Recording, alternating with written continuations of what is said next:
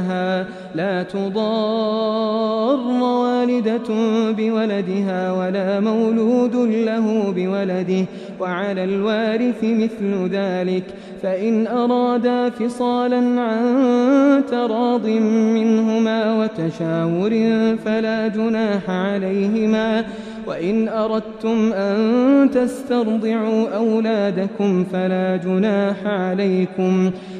جناح عليكم إذا سلمتم ما آتيتم بالمعروف واتقوا الله واعلموا أن الله بما تعملون بصير. والذين يتوفون منكم ويذرون أزواجا يتربصن بأنفسهن 4 أشهر وعشرا فإذا بلغن أجلهن فلا جناح عليكم فيما فعلن في أنفسهن بالمعروف والله بما تعملون خبير.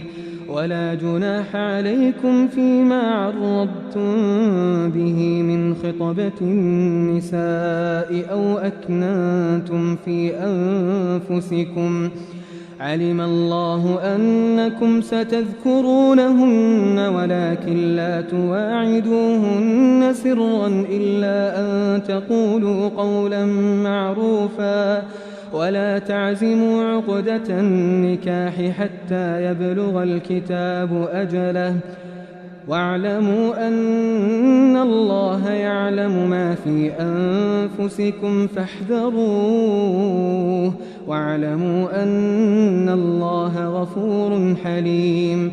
لا جناح عليكم إن طلقتم النساء ما لم تمسوهن أو تفرضوا لهن فريضة ومتعوهن على الموسع قدره وعلى المقتر قدره متاعا بالمعروف حقا على المحسنين.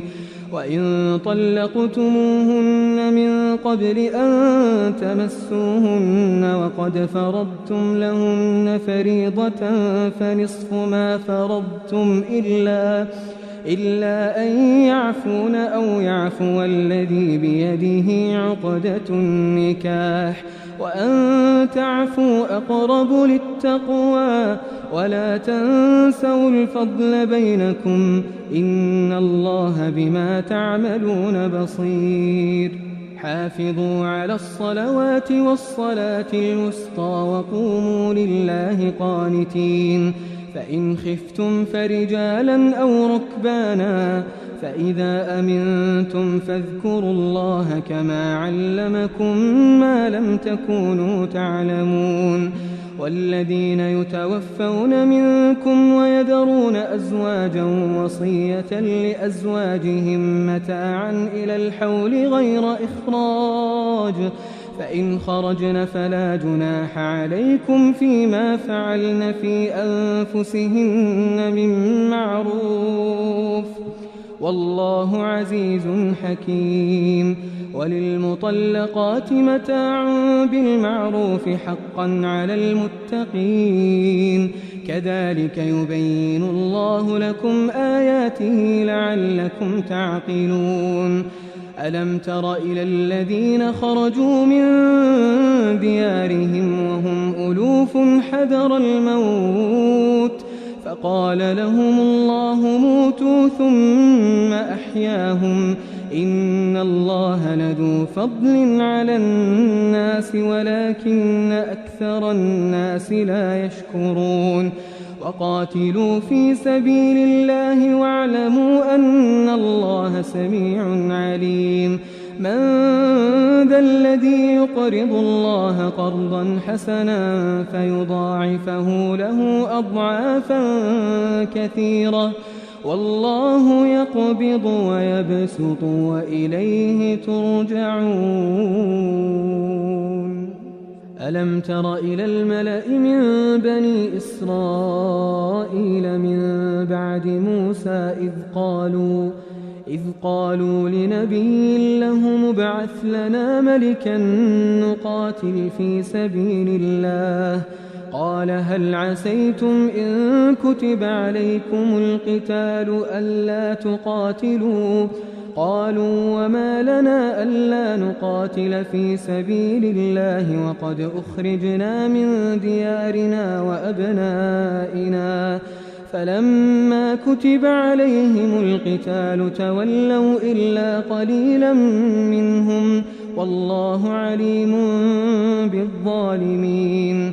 وقال لهم نبيهم إن الله قد بعث لكم طالوت ملكا قالوا أنى يكون له الملك علينا ونحن أحق بالملك منه ولم يؤت سعة من المال قال إن الله اصطفاه عليكم وزاده بسطة في العلم والجسم والله يؤتي ملكه من يشاء والله واسع عليم. وقال لهم نبيهم إن آية ملكه أن يأتيكم التابوت فيه سكينة من ربكم وبقية مما ترك آل موسى وآل هارون تحمله الملائكة إن في ذلك لآية لكم إن كنتم مؤمنين.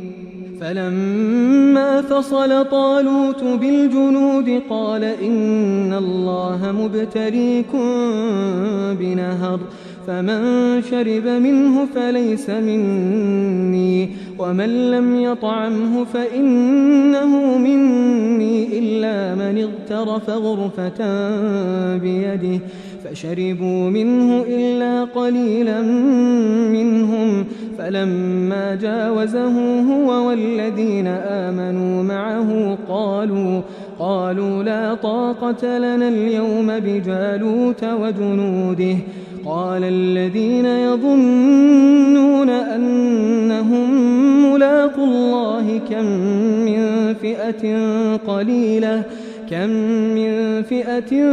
قليلة غلبت فئة كثيرة بإذن الله والله مع الصابرين. ولما برزوا لجالوت وجنوده قالوا ربنا أفرغ علينا صبرا وثبت أقدامنا وانصرنا على القوم الكافرين. فهزموهم بإذن الله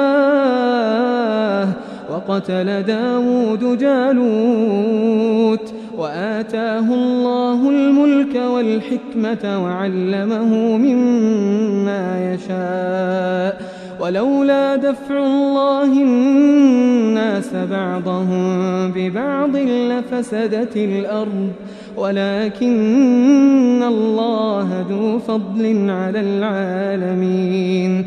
تلك آيات الله نتلوها عليك بالحق وإنك لمن المرسلين.